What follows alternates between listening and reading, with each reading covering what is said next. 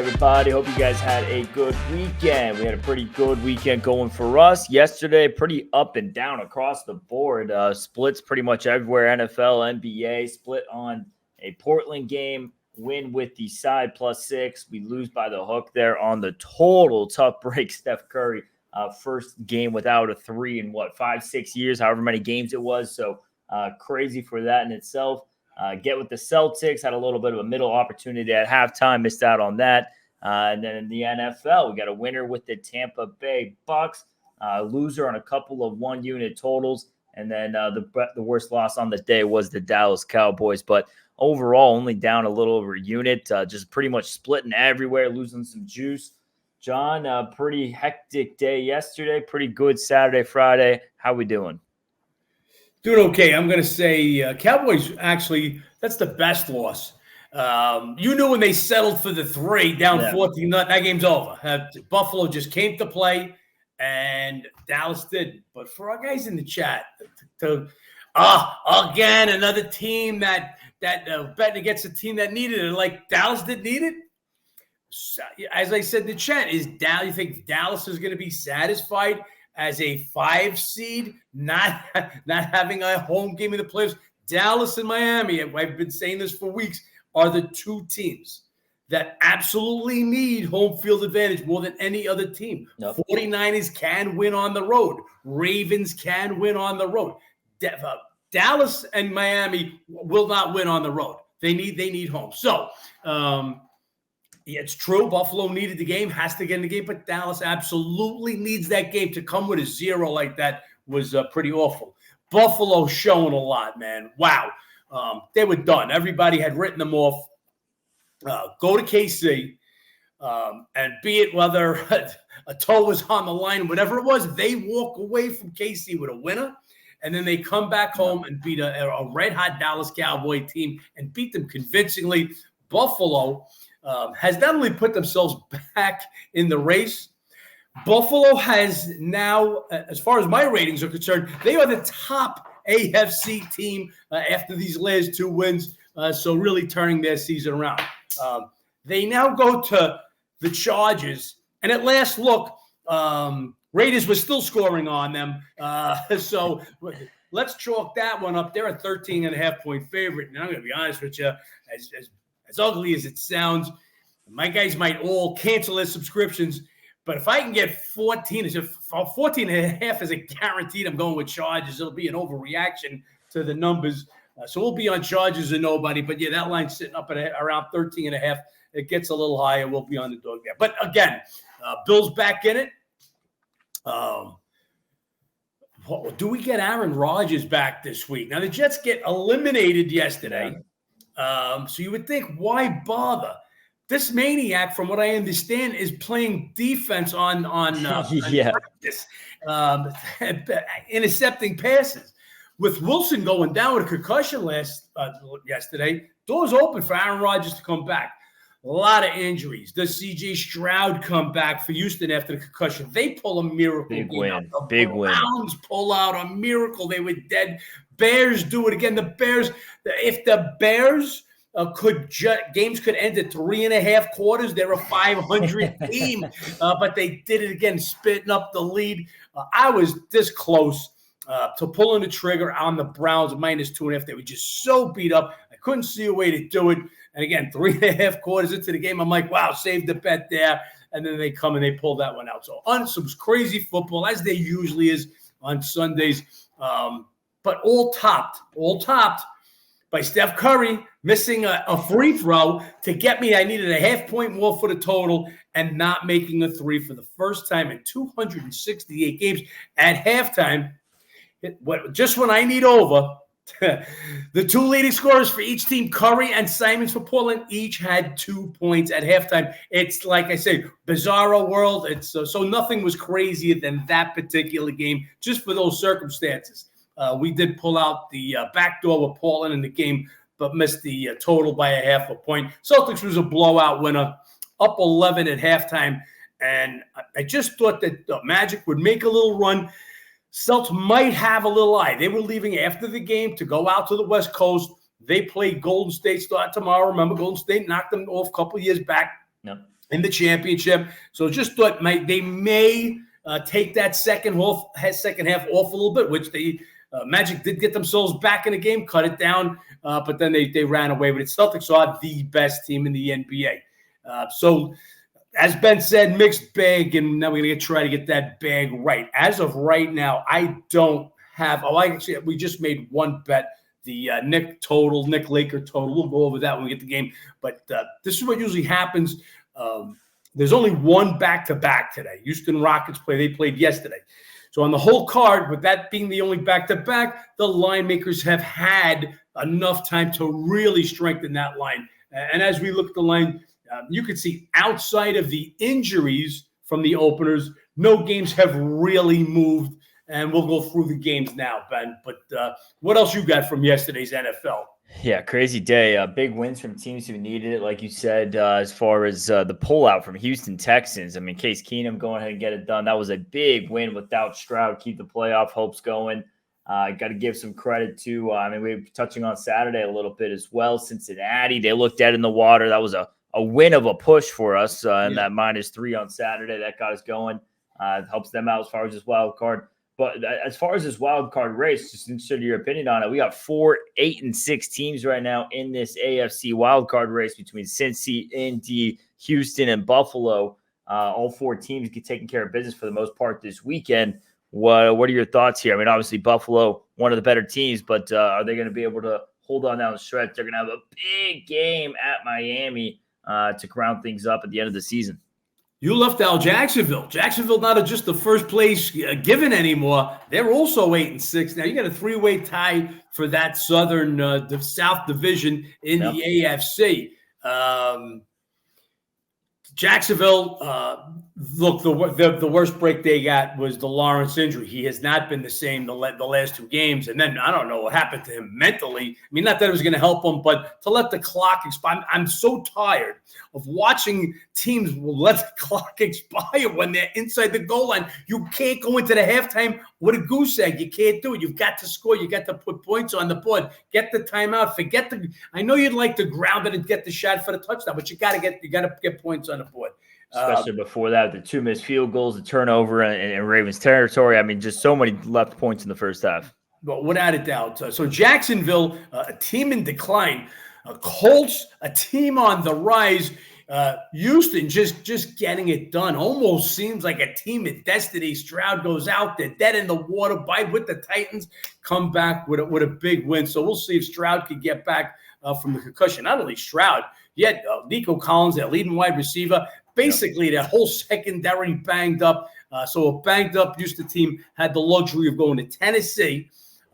And Tennessee basically did what they did to Miami on Monday, came from nowhere to win it, and they let this one slip through their fingers, and now they're actually eliminated. So we get some teams eliminated. The Jets, again, being one of them. We'll see what happens with Rodgers. But, yeah, this look, Buffalo, as I said from the top, as far as I'm concerned, my ratings right now, Buffalo is the best team in the entire AFC with a foot up on charges. Let's assume they're going to get a W here. Anything can happen in the NFL, as we've seen. But let's assume they get a win there. I'm gonna say Buffalo is going to be in there as they usually are. And Cincinnati's got to get this done. I think they deliver the final blow to Pittsburgh this week. This week coming up this Saturday, Pittsburgh has just gotten worse and worse. We talked about it 2 prior weeks, losses to 2-10 teams, Arizona and New England consecutive weeks, and then they lose this last game. Now they got Cincinnati. Cincinnati, as Ben said, we thought we were dead in the water. We laid 3 on that game. Mullins, we projected him for maybe a buck and 150 yards tops, a couple of picks, and this guy has a phenomenal day. This is football. We bet with an edge, and that's all we could do. But yeah, we sneaked that one out, and I think that's enough to give them the momentum going into Pittsburgh. Remember, the first game we had Cincy at home. Pittsburgh was all over Browning. The Steeler offense went for 500 yards. They haven't gone for that much, and I don't know how long.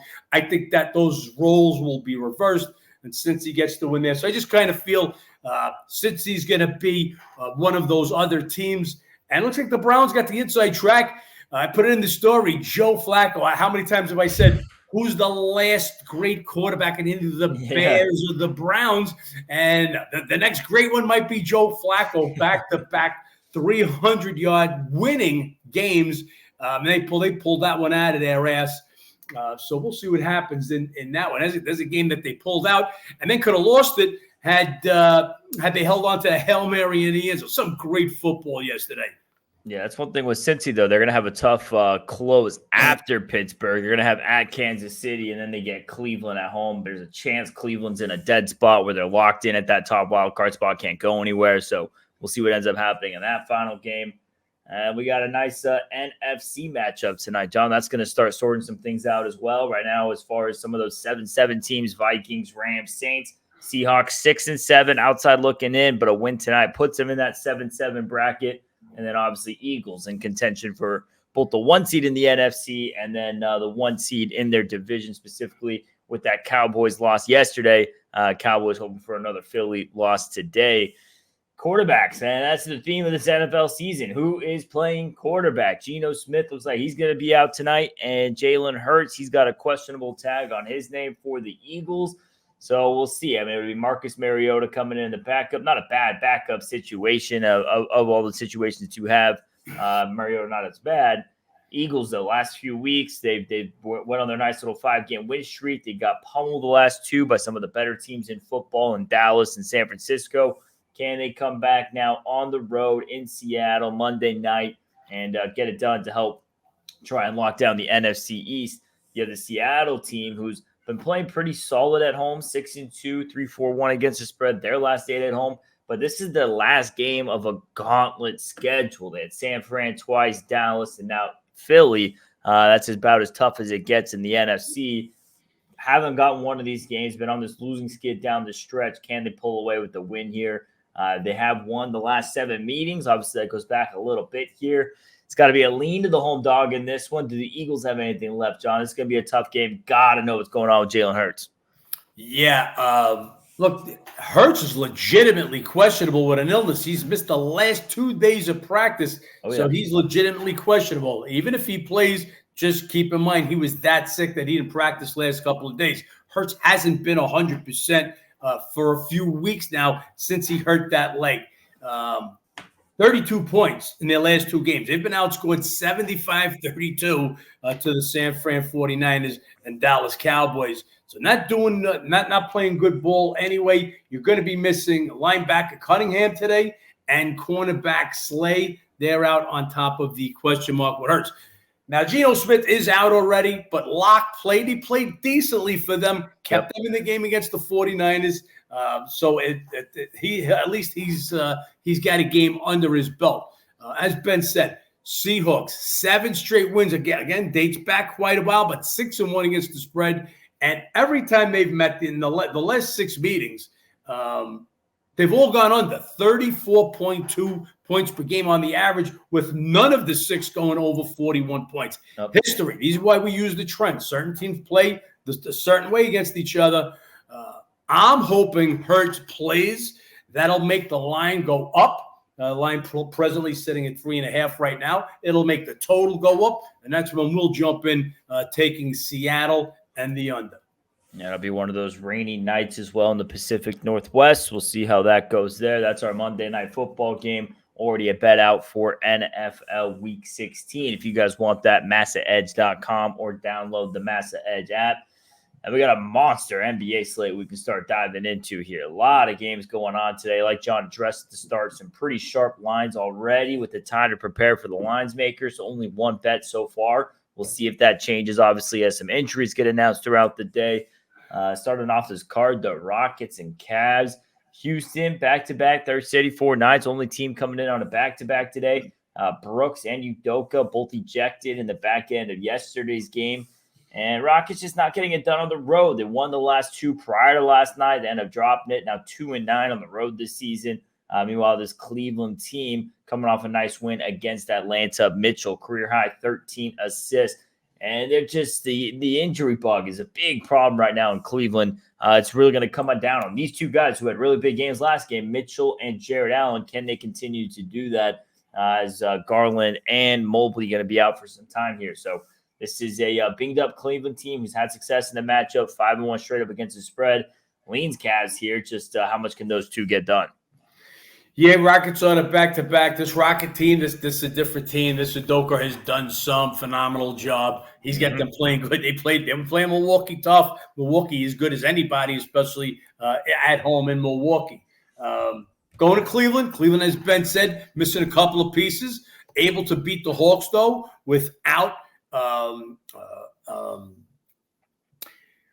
Mobley and Garland.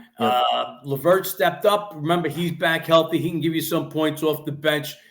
This game right here, guys, I make this game 5. A lot of under trends here. 6 of the last 7 meetings have all gone under at an average of 203.5. 5 of Rockets' last 7 have gone under an average of 211, obviously over last night with the high-scoring Bucks. And 3 of the Cavs' last 5 under at 222 per game. But right around that number, tough one.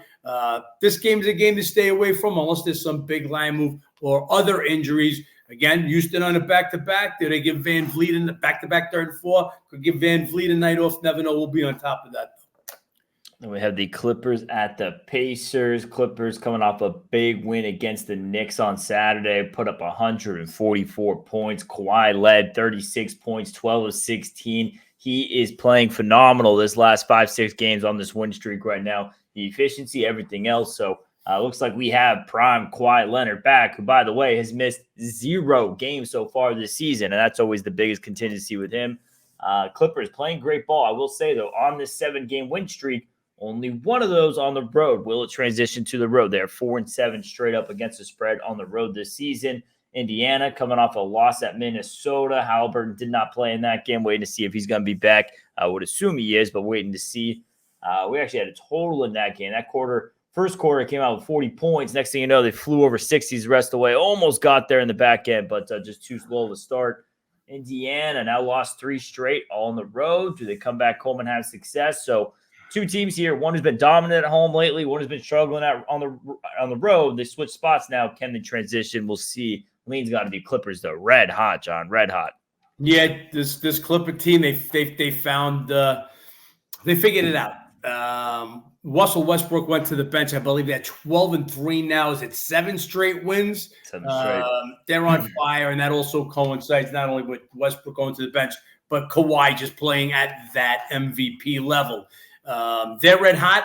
Pacers, who were in the in-season tournament championship, get a little bullied by the Lakers in that game and just haven't been the same since. They've dropped their last 3 by 14-plus points, albeit all on the road. A little better at home. Halliburton questionable, missed the last game. Again, he's the key to that engine. And just watching, wow, we just as we had talked about before, the Chargers would be the play. And the Shubs have just buried this game. And it's just gone down to 12 in every spot. And that's how quick it goes, guys. Lines move. I wish I could show this to you. I think that's why we got to get Ben to do this. Another thing about the lines, just so I got to get this off my chest. We got guys, and I don't know if you're when we send out a line, there is no doubt that line is there. I especially for my guys that don't have the VIP notifications, you guys might get a line the next day and you see the line move 2 points. That's what happens. It happened again with the Celtics. We took the Celtics -7. So I guess that was Saturday afternoon, first Sunday. Boom, by the time we post it the next day, the line is 9 already. The question mark there was Suggs was questionable, but he wound up playing anyway. But this is how the lines move. Any line that I ever send you is available. I have already betted at that number and is available at the time we send it out. But lines could change like this, especially on injury games. So we had one guy making a comment last night. yesterday afternoon when I bet Tampa Bay Bucks +4. The shops, the supposed shops, the other shops came in and buried the Packers. And that line went to 4 everywhere, legitimately everywhere. I actually put the post on Instagram. And I got questioned. It's 3.5. Well, at that time, there was not a 3 or 3.5. It may have been a 3.5 minus 15, but there wasn't a 3 in the entire world. It doesn't move like that. Again, we're going to show you guys how this works. Ben, what I want you to do today is at some point try to film once one starts to go how quick the entire board goes. And this is how the lines move around the world. It's seconds. It's so quick. So I want you guys to understand it. But again, anytime I send out a number, Tampa Bay +4, that was it. Not only was that there, it was there for the rest of the day. They closed 4. The shops were the other way. So when we're against the shops, we're always going to get our number. The games are going to be somewhat unattainable. The injury games, the moves. Again, I've tried to give you guys a guideline. If let's say I took 4 and we just get the info that all the Green Bay D guys, Alexander, Campbell, Kawhi, they're all going to be out. And the game's going to move to 3. So make it, if I made it a 3-unit bet, make it a 2-unit bet for each half a point. Same goes for basketball. But you want to get those bets in and bet it for a reason. Anyway, just looking now, we're looking at Bills down to 12. Guys, this is what we do. Beat the numbers. Now I'm kicking myself in the ass that we're not on this game. I should have bet all these games yesterday. Even the Cincy game got a better line. But that's how these numbers go. Just wanted to get that off. Now, where were we, Ben, with the NBA? Yeah, Clippers Pacers. We're just wrapping up, finishing about that one. One other quick note on that game as well. Paul George going back to Indiana. Maybe a little bit of extra reason to want to win that game as well. We'll see how that goes. You think he's been out of there so long. The thing in this game is Halliburton. He missed the last game. Let's see if he gets back in the game. Clippers going real good. Pacers not so good. This would be Clippers or nobody for me. But we'll wait to see what the line is and if Halliburton's in or out. Next game, we have Bulls going to Philly. Bulls playing pretty good ball right now, coming off a tough loss at Miami. They split there. They're 5-3, but 7-1 against the spread their last 8, including 4-0 against the spread their last 4 road games. And then you got Philly, who's the second hottest team in basketball other than the Clippers, absolutely dominating these teams. But I will say it's against a lot of scrub teams they've been playing this last little stretcher here. If you look at their last several games, I mean, they're coming off wins over Hornets, Pistons, Wizards, Hawks, Wizards. So you have your worst teams in the NBA right there lined up for 6 straight big wins. And the last one was capped off with 53-point win at Charlotte the other night. They've won 6 straight, 5-1 against the spread. They're 10-3 straight up against the spread at home. They've dominated this matchup against the Bulls, 13-2, 12-3 the last 15 meetings. And with all that, my lean is still here to Chicago. Chicago playing pretty good ball right now. For Philly, you get Minnesota next. Maybe a little bit of a look there to the best team in the Western Conference right now. And this Bulls team covering numbers and covering big ones. Yes, Philly playing lights out, but against some really bad teams in the NBA. Definitely playing lights out, but you can only beat who they put in front of you. What was that, a 53-point beat down their last game at Charlotte? Just hitting on all cylinders. And leading the league in scoring. Big help with when Aubrey came back. Remember, he got hit by the car, so he was out a little bit. He gives them a little something off the bench, and you need that depth. But yeah, Bulls, after being dominated by Philly in recent years, they come up with it. So let me get these numbers. I'm sure Ben had just read them to you. Philly, how's my stat? 13-2. Yep. Over the last 15 games, but the 2 games were 2 Chicago wins at Philadelphia last year. So, yeah, big number. Could only want to go with the Bulls, but Philly just playing that good. And while the Bulls have played good, just don't have to have the firepower to stick up with this team. So, Bulls are nobody, but I would need more points than this. And we have Pistons going on to Atlanta, make it 23 in a row now for Detroit. Latest was the Milwaukee Bucks adding to the list here. You had your other 2 teams on the big losing skid snap it, San Antonio the other night. Detroit, when are they going to snap it? We will see. They're going on to Atlanta, who's coming off a loss at Cleveland. And all considered, Hawks aren't playing much better. They're 3-16 against the spread their last 19. So two of your worst teams in the NBA here as far as against the spread goes. Hawks 1-9 against the spread at home. I will not lay double digits, even if this is their chicken soup get right game. Beat the piss out of the Pistons. I still can't get on Atlanta laying double digits. They're just not covering numbers. Ever so slightly lean to Detroit here, but I have a no bet list and that the Pistons are on it, so won't be touching this game, John. 23 straight losses, man. I mean, I just can't believe that. Look, you still got Isaiah Stewart. He's going to miss his second game. Doran's out, another big. But some injury questions for Atlanta also. Bogdanovich, Capella, they missed the last game. I think Bogdanovich will be back. I think that was more of a rest situation. Also for Capella with the knee. We'll see if they're back. DeAndre Hunter just came back, played after missing a few games, but they're listing him as questionable also.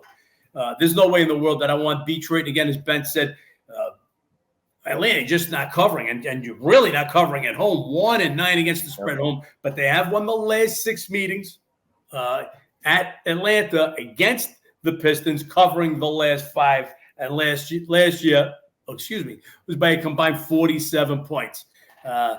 This is one of these games. It can make points for you, can make points against, but the points for Detroit, the only thing I got to say is 23 straight losses, 5-17-1. Want no part of this team until they show a little something. Yeah, they are close to that all-time NBA record, 28 in a row. We'll see if they get to it. I will say the last time they had a good spot for was against Memphis, and their next best spot to snap it is next game against Utah. They get the Jazz at home, who's the worst road team in basketball, and Jazz will be coming in on a back-to-back. They will be coming in on 2 days of rest. So we'll see if Detroit gets it their next go-around, but not likely. Then we have Minnesota going on to Miami. T-Wolves coming off a nice win against Indiana. Karl Anthony Towns drops 40. Edwards, while dealing with this little injury he's had on the hip, this is his best game since then. He dropped 37 as well. And you have a Miami team. Jimmy Butler, game winner against the Bulls the other night. You have Adebayo, Tyler Hero, both expected to come back here for the Miami Heat today. They've been missing some time. And really, their depth has been playing really well, all considered, without them. Guys like Caleb Martin, even the rookie, Jaime Jaquez, he's been playing terrific. So we'll see what they look like now. Maybe this is one of those situations where, they lost a lot of depth in the offseason. Guys like Gabe Vincent, Max Strus, they leave. You have the stars sit out a little bit here in the start of the season. That depth gets some big experience, and they replenish that Miami depth we know they usually have. So we'll see how Miami looks. First game back with some of those guys. How are Adebayo going to look? How is Hero going to look? Lean on this game ever so slightly to Minnesota, playing pretty solid ball right now. And I will say, this is Miami type of games to bet them at home. They are one of the worst teams against the spread at home. Always best betting them when you don't have to cover a number. Yeah, we'll see where this game goes. Also got question marks on Minnesota. Edwards has been in and out of the lineup. He had a monster game his last time, but they're listing him questionable. And Jaden McDaniels also being listed as questionable. With them guys questionable, with Adebayo and Hero come back for their first game in quite some time. We'll wait to see. Also, Lowry, he'll miss for the Heat tonight. Heat, they lost earlier in the year on their last trip out to Minnesota. Minnesota has owned this series, but they lost that game without Butler. We'll see what goes on as far as injury updates later. So we have the Hornets at the Raptors. Hornets just coming off that big loss against Philly. Just 2-8 their last 10. Not playing great ball right now. Toronto not playing any better. 2-7 straight up against spread of their last 9. And a pretty big number here for the Raptors. A lot of question marks for the Hornets. Williams, he's still going to be out. Hayward's questionable. PJ Washington's questionable. We'll say these bigs, the last few games here against Charlotte, missing out. Valanciunas and Bede, they've been having some big numbers. Could be worth a look there for perhaps Siakam if you're a prop guy to be going off here. The Charlotte Hornets, while banged up in the bigs, and the Washington Wizards tend to be giving up a lot of points to the big guys. Got to be a spot here, a little bit of a lean to Charlotte. As bad as they're playing, Raptors aren't covering any better, and it's a lot of points. Hornets typically give a fight on the road. And I imagine after being blown out by 50, they'll try to bounce back a little bit. Yeah, they're just so beat up, Charlotte. On top of everything else. Remember, Ball is already out. Rozier left the last game, but he's going to be probable. Hayward missed the last game. P.J. Washington, he's missed the last couple of games. Williams, the center, he's going to remain out. This is a banged-up Charlotte team. They're going to Toronto.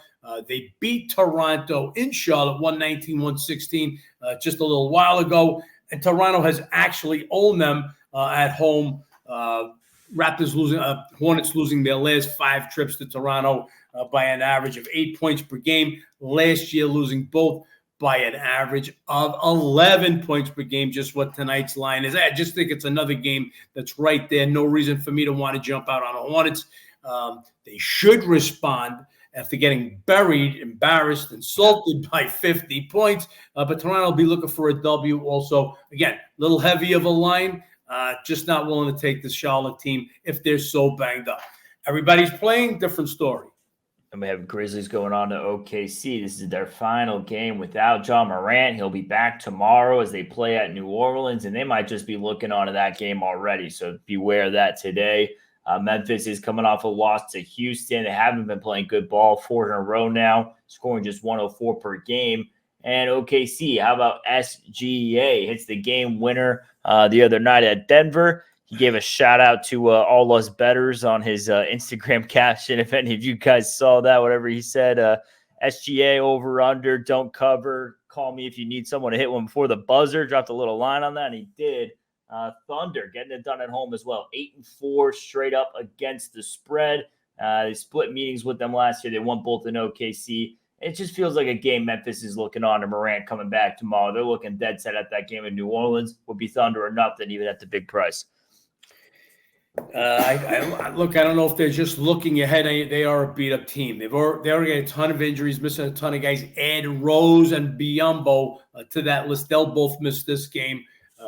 Rose was trying to do his best to fill in for Ja Morant. Remember, you also got Smart out.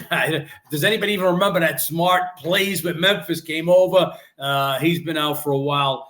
So they'll get Ja back tomorrow. As far as tonight, this OKC team is for real. Just went into Denver and handed the defending champs an L. OKC could play. Is this the type of game they overlook or have a little letdown after Denver? That would be my fear as a big double-digit favorite. We'll see in this one. Again, no room, no edge either side here unless some injuries pop up later. And I just want to touch on, how about this homeroom? How about what this kid's doing? 9 blocks the other night. Yeah. Before the season started, it was a foregone conclusion. Wembanyama is going to be the rookie of the year. Not so much anymore right now with what this kid Holmgroom's doing. Yeah, Holmgren playing great. And one of those situations too, skinny guy gets the year to adjust in the NBA. One of those injuries might have helped him out big time early on. At OKC, what they have cooking the next 5 years, I mean, the NBA is going to run through them. They still have, in the next 2 seasons alone, forget that after that, they still have a plethora after that. Next 2 seasons alone, 7 first-round draft picks. Crazy, absolutely crazy. We'll see what they do with them. Mavs at Denver. Mavs coming off a big win at Portland the other night. Luka just continues a tear, 40-point triple-double, 10 straight games with 30-plus, playing out of his mind. They're 5-1 straight up against the spread. Their last 6, NBA best, 9-4 straight up against the spread on the road. No Kyrie, no problems for Dallas. And you have Denver coming off that tough loss there against OKC with the game winner from SGA. They are 10-2 at home, but 1-2 the last 3 now, and really not covering numbers. This is a lean ever so slightly here to the Nuggets. They got them earlier this season. Numbers gone up a tad, but you're missing Derek Lively here in this game for Dallas, and not a matchup you want to be missing a big in. We'll see if Jokic and the Nuggets are able to take care of that, bounce back from the tough loss the other night. Yeah. What Dallas has been able to do, this fluke is unbelievable. I don't think I'm saying anything. It's just unbelievable. But Kyrie Irving goes out there now 6-2 on the year without him, and actually scoring more points in the 8 games without him than they're averaging. Not much, but still scoring more points. Tough spot now going to Denver. Denver will be hungry. As we said just before, they take an L with OKC. They beat the Mavs earlier this year, 125-114. KCP, he's missed the last couple of games with a concussion. He's going to be questionable. Again, I'm 7 with this number, right where it's supposed to be. Just don't see an edge with it. We have Nets going on to Utah. Nets final game, 1-3 trip. Lost to the Warriors the other night. Cam Thomas did have a big game in that one. And then you have the Jazz coming off a tough loss at Sacramento the other night. Sexton, he's been playing good ball, averaging 27 points per game last 3 here. We'll see if that continues. No Clarkson, and he's been taking care of business while he has been out. Utah, you guys know the story. Should at least by now. Much better team at home. Different story. 7-5, 9-3 against the spread at home. Brooklyn, final game of a trip here. Looking at Utah or nothing in this game for me. Catching points will never lay points at Utah, not like this. Yeah, all depending on the health of Jazz. They've had a little illness running through the team. You had Collins, Yurtseven, and Semanik missed the last few games. They're all still questionable. You got to see if that spreads to other guys. You already got Clarkson out, and Kenyatta George, he's also out. So all of a sudden, you got a Utah team that really plays well at home. Just missing a lot of bodies. Markkanen is back. Looks like he didn't miss a beat. He should be good to go. But we'll wait to see. Supporting cast. That's 5 guys questionable or already ruled out in the game tonight. We got Wizards going on to Sacramento. They're back-to-back, coming off a tough loss at Phoenix. They held the lead most of the way, blew it late. I thought maybe we might see them catch 2 in a row. Kuzma, Poole, they both shot 12 of 39. A little bit of rough performance there. They're 1-7, 4-4 ATS their last 8. And yeah, this Kings team coming off a big win against Utah. How about Keegan Murray? I watched that game. That was one of the most impressive shooting performances I've ever seen. 12 of 13 from 3. And none of it was forced. It was all just in rhythm, playing in the team system, getting his looks. It was beautiful basketball. 12 of 13 is ridiculous. Sac now 4-1. Their last 5, playing good ball. Pretty solid at home. Don't cover the big numbers, though. 9-3, 7-5 against the spread. Kings are nobody. I don't want Wizards coming off that tough game last night. Got to imagine there's going to be some air out of the tires after letting that one slip. That game last night, with how bad Kuzma and Poole shot the ball, I think tells us more about Phoenix. Phoenix is not the team we thought they were going to be. We'll get into them more tomorrow. But right now, Wizards, they tough game, tough L, Phoenix. So they're back-to-back. Sac is rested. So I said Houston was the only back-to-back. It's actually obviously Wash and Houston. If Fox was to play, my number on this game is 14. Do they give Fox another day off? We'll wait to see. Line right now is sitting at 12.5. So Fox is in. My line would be 14. Fox is out. My line is 11. The line's sitting at 12.5. It's right in the middle. This is what I'm talking about.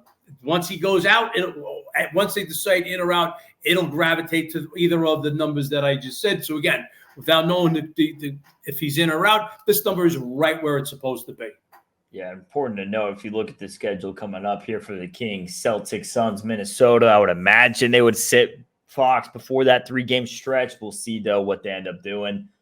Then you have the Knicks at the Lakers to round out this card. That is the one bet we have so far, as we said at the start, is the total on this game. And just how about the way the Knicks are playing ball lately? Gave up 144 points to the Clippers. Now in their last 6 games, they're 2-4, giving up almost 135 a game, giving up points left and right. And the Lakers, they give the Spurs, who had lost 18 in a row, their first win in that one. Granted, down 3 starters, no Davis, no Russell, no Reddish, so they're all supposed to be back. Lakers, great at home, 9-2. Don't cover that much, 5-6 against the spread, but we'll see those. It seems like a matchup made for them without Mitchell Robinson, and we've seen that a little bit as far as why the Knicks giving up so many points lately. Lakers, they dominate in the paint. We saw them do that against Indiana in-season tournament final. Imagine they'll be able to do that tonight. Yeah, before the Milwaukee game, the in-season tournament playoff game, the Knicks were leading the NBA in points allowed. Yeah. It's like somebody opened the floodgates. This is a whole different team. They're playing at a different pace. Randall has been great. He's scoring. Brunson just had a 50-point game the other night. Nope. So this there's just a whole different way that this team is playing. Same thing with the Lakers.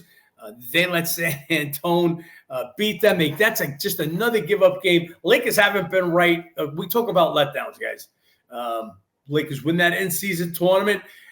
They have a big lead on San Antonio, one of the worst teams in the league, and basically give it all away. They hang on for dear life for us to cover our 2.5 the first game against San Antonio, and then lose again. AD questionable. He sat out the last game. I think that was more to just to give him a break. LeBron is questionable because it's LeBron and he's questionable every day. A legitimate question. Christian Wood, illness, and that's what goes around in the NBA, and these could pop up literally at any time. So you got to make sure at this time of year, just like I got a little bit of a head cold right now, all of these guys, they run around, and once that's what happens when we say it could be traveling, like in the Utah situation. Get these guys practicing together, showering together, in the locker room together. So they're around each other, and when that shit spreads, if you guys go back to the COVID days, one guy got COVID, you were just waiting how many other people were going to get it. So we'll see what happens with the Lakers. Wood a real question mark. Davis may be a question mark. LeBron's not a question mark. He's playing the Knicks tonight. I just think this game is going to be a lot of scoring. Knicks are playing a different style right now. We went over 234.5. And we'll see how this NBA slate treats us. Lots of question marks across the board like we addressed, and question marks in NFL tonight as well with Jalen Hurts. Got to see who's all in, who's all playing tonight. If you guys want that information updated as the evening goes on, sign up on the app or website, massaedge.com. John, a little bit of a mixed bag weekend absolutely was, but things were heating up down the backstretch of last week, and hopefully we can build on it, getting some winners and thawing that ice a little bit. Yep, still a lot of NBA to go. We're getting down to the nitty-gritty. NFL, you're going to see some lines we had talked about. That looks big. Or hey, we get some teams that are going to be out of it, some teams now that are officially eliminated, and teams that need wins down the stretch to get into playoffs. And that's where you'll see overlays, as we discussed about the first game. And I'm still kicking myself already. We should have been jumping on the Chargers. We were hoping to get that 14, but never got there. So that game now down to 12. And that's an overlay. And your sharps are not going to be on overlays. We talk about overlays all the time, whether it's NBA, whether it's baseball. But there's a price. And then the books are going to say, well, after yesterday, everybody's going to want the last thing they saw. They're going to want to bet the Bills, and they're going to want to bet against the Chargers. And that's what we call your overreaction game. And this was the epitome of it. Chargers looking as bad as you could possibly look, and Bills looking as good as you could possibly look against another good team. A total overlay. I would expect the Chargers. Any professional after getting embarrassed like that, you're going to want to come with a game. And I would expect them to come with a game. They fire the coach, fire the general manager. I would expect a better game from the Chargers, and I just would expect a little bit of a letdown. So, again, these are what we call the spots. We should have been on this one. Waited for that extra half a point, didn't get it. We'll see if that number goes back up later during the week. And as we do, monitor every game all throughout the day. Yep, we'll be on top of all those games for NFL Week 16 coming up. Make sure you guys check out the app and the website. Other than that, John, let's have ourselves a Monday. Let's get this week started on track, and let's win some games. Let's win some games.